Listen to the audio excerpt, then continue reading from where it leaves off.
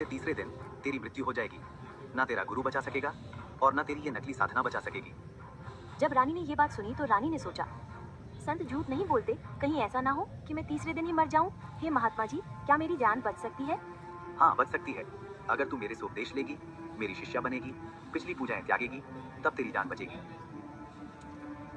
लेकिन हे महाराज जी, मैंने सुना है कि गुरुदेव नहीं बदलना चाहिए, गुरु बदलने से पाप लगता है। बेटी, यह भी आपका भ्रम है।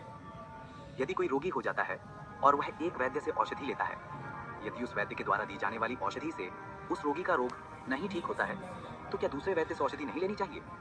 ठीक इसी प्रकार यदि हमारा गुरु हमें जन्म मृत्यु और 84 लाख योनियों के कष्ट से मुक्ति नहीं दिला सकता है, तो उस गुरु को छोड़कर ऐसे गुरु की खोज करनी चाहिए जो हमें जन्म मृत्यु और 84 लाख योनियों के कष्ट से मुक्ति दिलाकर पूर्ण मोक्ष प्राप्त करवा दे।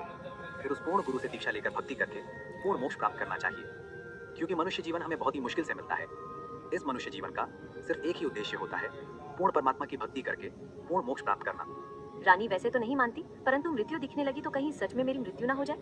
ठीक है जी, जैसे आप कहोगे मैं वैसे ही करूंगी। करुणामय रूप में कबीर साहिब ने रानी को दीक्षा दी। बेटी, अब ध्यान से सुन। तीसरे दिन मेरे रूप में काल आएगा, तो उससे बोलना नहीं। जो मैंने नाम मंत्र दिया है, इसका जाप करते रहना। उसके बाद ही उसके पास जाकर प्रणाम करना है। ये मेरा केवल इस बार आदेश है।